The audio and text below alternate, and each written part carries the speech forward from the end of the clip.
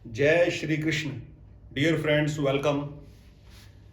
इस वीडियो में बोर्ड के ऊपर लगी हुई मेष लगन की जन्म कुंडली के हिसाब से लग्नेश मंगल, मेष लगन के स्वामी मंगल का रत्न मूंगा, लाल मूंगा किस कंडीशन में पहनना आवश्यक होता है, मैं उसकी चर्चा करूंगा। वैदिक रतन ज्योतिष के सूत्रों के मुताबिक मैं आपको बताऊंगा कि लाल मूंगा पहनना क्यों आवश्यक होता है।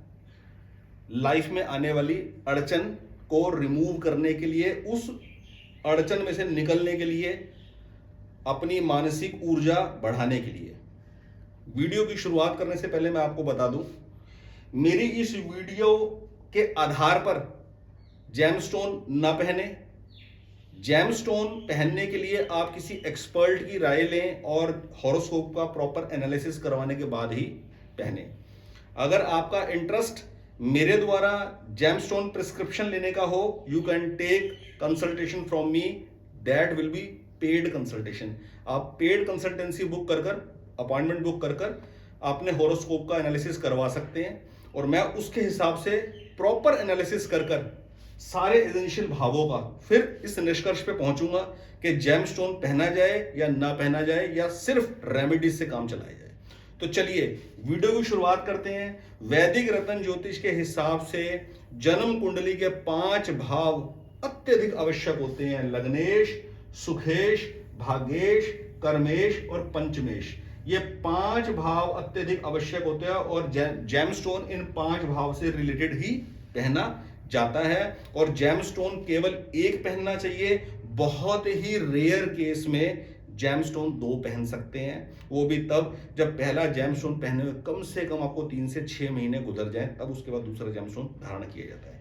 इस वीडियो में मैं आपको बताने वाला हूं मेष लगन की जन्म कुंडली के अंदर किस हालात में आदमी को मूंगा पहनना पड़ेगा, अदरवाइज ऑब्स्टेकल में से निकलने का मार्ग नहीं सूझता आदमी को, और आदमी अपनी उलझन में फंसा रहता है। और आजकल के ज्योतिष प्रचलन में आदमी कभी राहु का उपाय, कभी शनि का उपाय, कभी कुछ में उलझा ही रहता है। तो चलिए वीडियो की शुरुआत करते हैं। यहां मैंने अपनी पिछली एक वीडियो में इस बात का जिक्र किया था कि मेष लगन के लिए जो बाधक ग्रह है वो है बुध और शुक्र। यहां मैं आपको बताऊंगा कि मंगल की स्थिति जन्म कुंडली में यदि 6ठे भाव में, 8वें भाव में और 12वें भाव में हुई तो व्यक्ति के जीवन में बाधा लगेगी।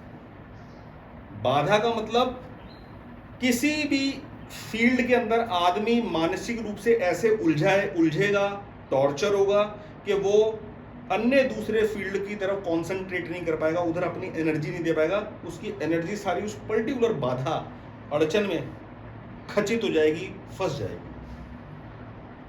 अब मैं बात करूंगा मेष लगन की जन्म कुंडली में सबसे अत्यधिक बाधक ग्रह बुध के बारे में। बुध के 3 नक्षत्र आश्लेषा, ज्येष्ठा, रेवती। ये आपको ऐसा लग रहा है कि बोर्ड बहुत ज्यादा खिचड़ी सी पक गई है, भर गया है। ये कुछ भी भरा नहीं है, बड़ा सिंप्लिसिटी, बड़ी सिंपल है। 12 भाव आप देख पा रहे हैं जन्म कुंडली के, और 12 भावों में 12 राशियां बैठी हुई हैं। पहली राशि लगन में है, इसलिए लगन का निर्माण मेष लगन माना जाएगा। बाकी 12 भावों में 12 राशियां बैठ रही हैं। अब हर भाव के अंदर एक राशि 30 डिग्री की होती है और उसके अंदर 2.25 नक्षत्र होते हैं। तो उस हिसाब से ये नक्षत्र मैंने लिखे हुए हैं। अश्विनी, भरणी, कृतिका।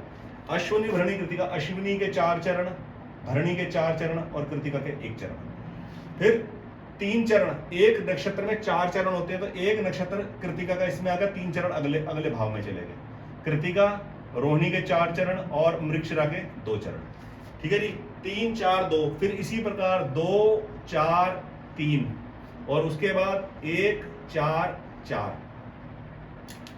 तो अश्विनी से ये साइकिल स्टार्ट हुई और 9वें नक्षत्र पे आश्लेषा पे आकर 4थे भाव में खत्म हो गई। यहां मैं आपको क्या बताऊंगा कि मेष लगन की जन्म कुंडली में बुध मूल त्रिकोण राशि के साथ 6ठे भाव के स्वामी बने हैं। परम बाधक ग्रह है इस लगन वाले के लिए। तो बुध के तीनों नक्षत्रों में यदि लग्नेश की स्थिति हुई तो जीवन के अंदर बाधा लगेगी। क्या बाधा लगेगी एक एक करके आपको बताऊंगा। आश्लेषा में क्या बाधा लगेगी, ज्येष्ठा में क्या लगेगी और रेवती में क्या लगेगी। तो सबसे पहले मैं बात करता हूं बुध के नक्षत्र आश्लेषा की, जिसके के पूरे 4 चरण है कर्क राशि के अंदर। साधारण तौर पे आप क्या देखेंगे कि यदि लग्नेश सुख भाव में बैठ जाए तो एस्ट्रोलॉजर ये बोलता है धन में वृद्धि होगी, सुख में वृद्धि होगी, भूमि मकान के अंदर वृद्धि होगी, बिल्कुल होगी, कोई शक नहीं है। लेकिन यहाँ प्रॉब्लम क्रिएट क्या होगी, लग्नेश का आश्लेषा नक्षत्र में, बुध के आश्लेषा नक्षत्र में बैठने से। और आप एक चीज और नोट कीजिएगा कि बुध का आश्लेषा नक्षत्र 9वां नंबर नक्षत्र होता है, 9 नंबर नक्षत्र होता है, 9 नंबर होता है प्लेनेट, 9वें प्लेनेट नक्षत्र व्हील के अंदर 9 नंबर। और 9 नंबर जो है वो इसमें न्यूमरोलॉजी के हिसाब से मंगल का नंबर होता है, ठीक है। मंगल का बुध के नक्षत्र में बैठना, आश्लेषा नक्षत्र के अंदर बैठना, चौथे भाव के अंदर ये इंडिकेट करता है व्यक्ति फैमिली से रिलेटेड अपने रिलेशनशिप के अंदर ट्रबल फील करेगा।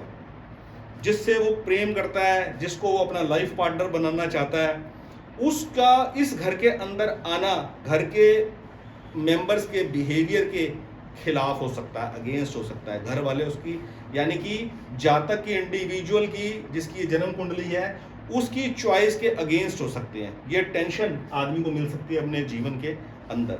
रिलेशनशिप के अंदर घर वालों का साथ न मिलना, अपने चुने हुए लाइफ पार्टनर का घर में आने से उनकी कंपैटिबिलिटी मैच न बैठ पाना, उसकी वजह से घर का जो पैतृक संपत्ति का सुख है उसके अंदर प्रॉब्लम क्रिएट हो जाना।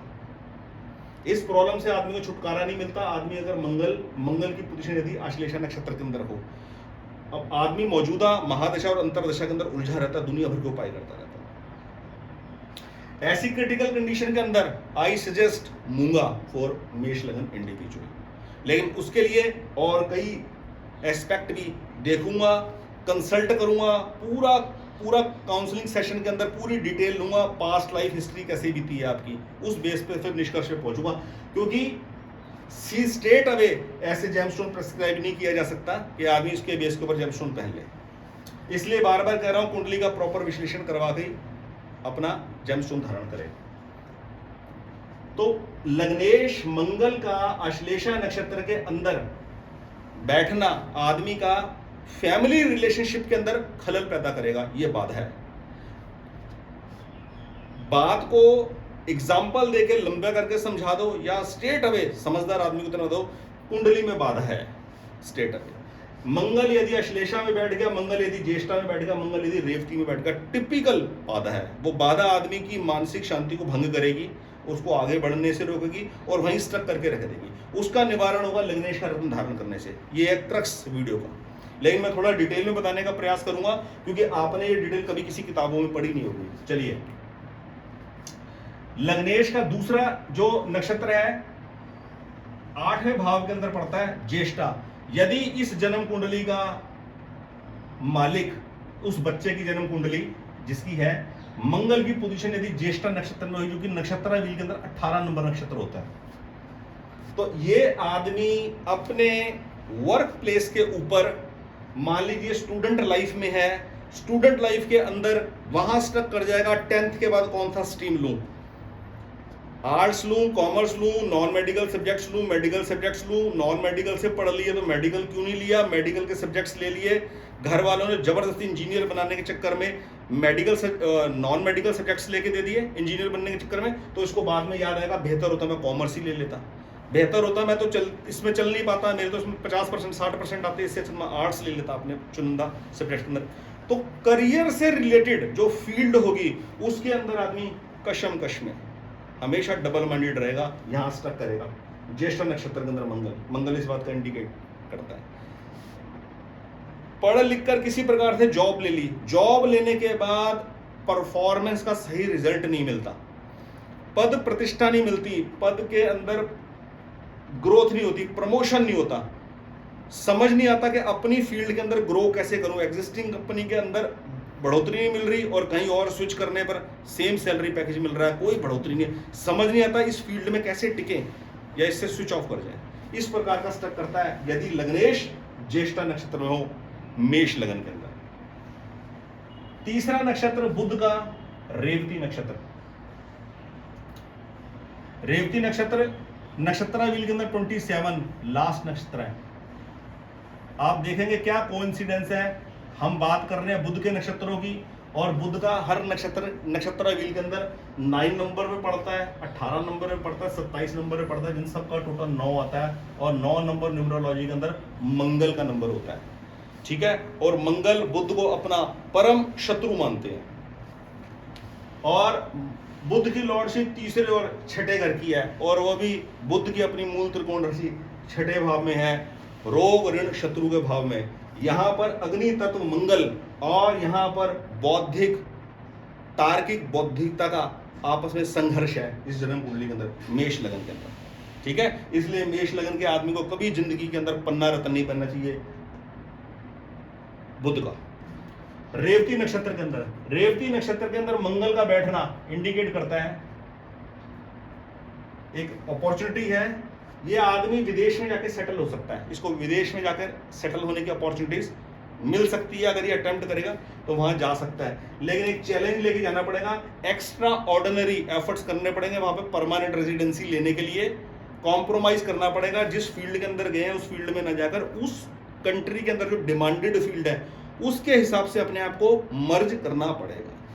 रेवती नक्षत्र के अंदर लग्नेश का मंगल का होना ये इंडिकेट करता है आदमी जो भी डिसीजन लेगा उससे स्विच ऑफ कर जाएगा, स्विच करेगा, लिए हुए डिसीजन को जरूर ड्रॉप करेगा और किसी दूसरे में एंटर करेगा, दूसरे में ट्राई करेगा, और उसमें दूसरे में एंटर करने के बाद पहली फील्ड में किए गए एफर्ट्स का पश्चाताप से ग्रसित रहेगा। इस प्रकार की ब्लॉकेजेस माइंड में आती है। ये स्टेट अवे सिंपल फॉर्मूला है। लग्नेश का, सुखेश का, भाग्येश का, कर्मेश का गंडमूल नक्षत्र में फंसना आदमी को बाधा इंडिकेट करता है। राहत कैसे मिलेगी? कंसर्न जेमस्टोन पहनकर, कंसर्न दान कर कर, और एक निश्चित अनुष्ठान कर कर, पूजा पद्धति, पूजा कार्यक्रम अपनाकर। तो आज मैंने इस वीडियो में आपके साथ इंफॉर्मेशन शेयर करी कि यदि मेष लगन के अंदर लग्नेश मंगल बुध के 3 नक्षत्रों में, अश्लेषा में, ज्येष्ठा में और रेवती में यदि हो तो कैसे बाधा लगती है। इस बाधा का जो निवारण होता है वैदिक रत्न ज्योतिष के अंदर, वो कंसर्न भाव के ग्रह का रत्न धारण करना होता है लाल मूंगा। ऐसे में हम लाल मूंगा रिकमेंड करते हैं। लाल मूंगा केवल धारण करने वाला कंप्लीट रेमेडी नहीं है, उसके साथ दान की रेमेडी करनी आवश्यक है, और दूसरा खान पान आहार विहार मेंटेन करना आवश्यक है। किसी भी प्रकार का कोई व्यभिचार नहीं करना, शराब मांस मछली अंडा घर में नहीं आना चाहिए, बिल्कुल सात्विक जीवन की शैली अपनानी है, और पूजा पाठ अनुष्ठान की एक पद्धति को फॉलो करना। तो आदमी के जो पास्ट कर्म है वो कम होते हैं और एक नया प्रारब्ध खड़ा होता है, वर्क अपॉर्चुनिटीज क्रिएट होती हैं। इसमें जनरली आदमी मंगल की पोजीशन 4थे भाव में देकर मांगलिक दोष, मंगल की पोजीशन 8वें भाव में देकर मांगलिक दोष, यहां फंस जाता है। पंडित जी कहेंगे आप मांगलिक हो, 12वें में मांगलिक हो, ये यहां मंगल आ जाए तो मांगलिक हो गए, यहां मंगल आ जाए तो मांगलिक हो गए, ठीक है, यहां मंगल आ गए तो मांगलिक हो गए, यहां मंगल आ गए तो मांगलिक हो गए। तो ये 6-7 जगह पे पंडित जी वो एस्ट्रोलॉजर फंसा देते हैं। तो इन सब चक्करों में ना पड़े आप। तो यहाँ पर मंगल हमारे हमने अश्लेषा में 4थे भाव में बताया आपको, और 8वें और 12वें में तो आप आ ही गए हो। तो ये इसका निचोड़ है, ये क्रक्स है।